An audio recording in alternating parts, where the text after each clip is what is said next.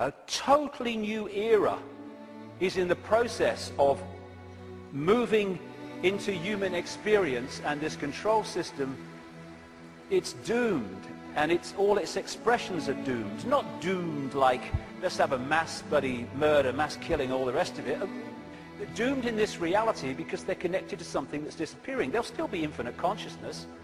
Even those in the control system, they'll remember who they are eventually. It might take some time, and you know, we'll be having a beer with them one day thinking, do you remember when you were stupid? Oh yeah, I remember that. Oh God, mate, yeah. Oh, that's what we'll be doing at some point.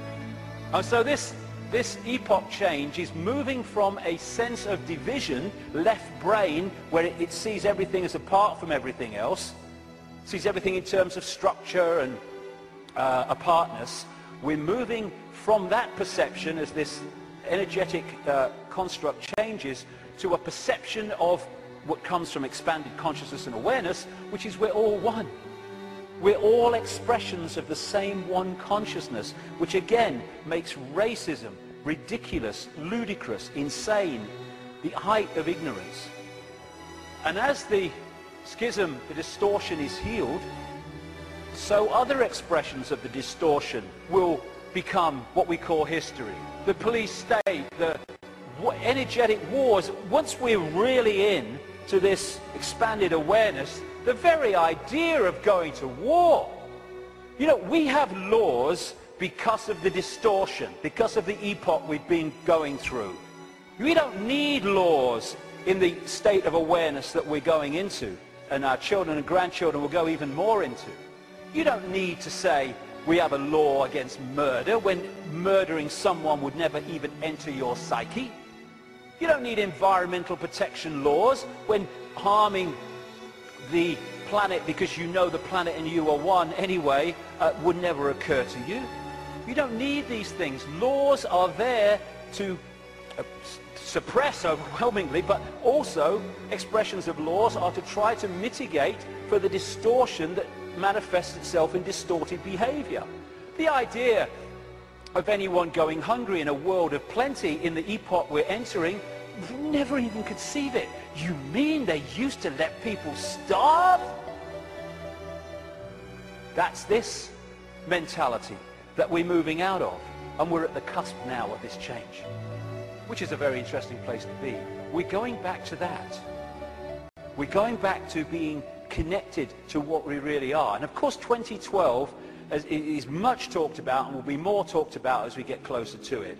I have a different view on that. You know, I should be saying, given I've been writing about these truth vibrations for 20 years, I should be saying, see, 2012 told you, yeah. No, I'm not saying that actually. I think 2012 is a diversion. By 2012, yes, things will have moved on. Things will be changing.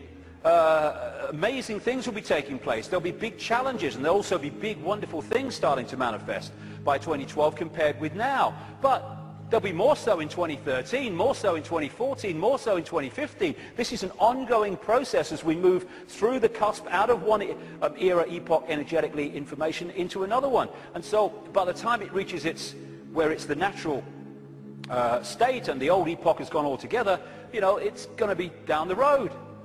But every year, every month, things are going to be moving on energetically. And there'll be things in 2012, and maybe a very good chance that manufactured things will happen in 2012 to focus attention as part of the diversion of the control system. It's quite possible that that will happen. But I don't see 2012 as some epoch-changing year. But there comes a point, and I don't think it's too far away at all, where the tipping point comes in this energetic change, where the irresistible force, which is the truth vibrations, then start to become the dominating state of awareness and perception in this reality. And then we're really moving. And I don't see that as too far away. Like I say, it takes a long time for a dam to crack, but not from then to it collapsing. So we're actually living in like a river of energy that's getting faster and faster in terms of its vibration, the quickening. And what we can do is we can get on the airbed or the canoe and we can go, whoa, what a ride, this is great, that's fantastic.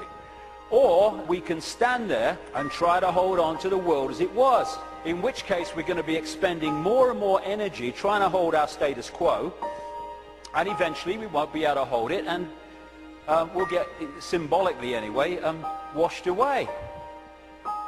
And as these truth vibrations manifest themselves and our awareness starts to expand, we're going to be accessing levels of realities that have been denied us up to this point. People talk about the sixth sense. That's nothing compared with what people are going to have as we move into this new era. It's going to be extraordinary. We're going to remember the fantastic people that, and potential that humans once were, when they were aware of who they were, and the world in our heads, in other words, the world we experience, is going to dramatically change. We're heading for a new dawn. Now, this is a phrase the control system uses for their new era, a new dawn, a new day. Well, it is a new dawn and a new day, but it ain't the one they think's coming. We've been through this process in the last epoch, and now we're going back the other way. And as a result, this control system must fall, and we are emerging from the abyss, the suppression, and all the rest of it to be who we really are. And that must change everything.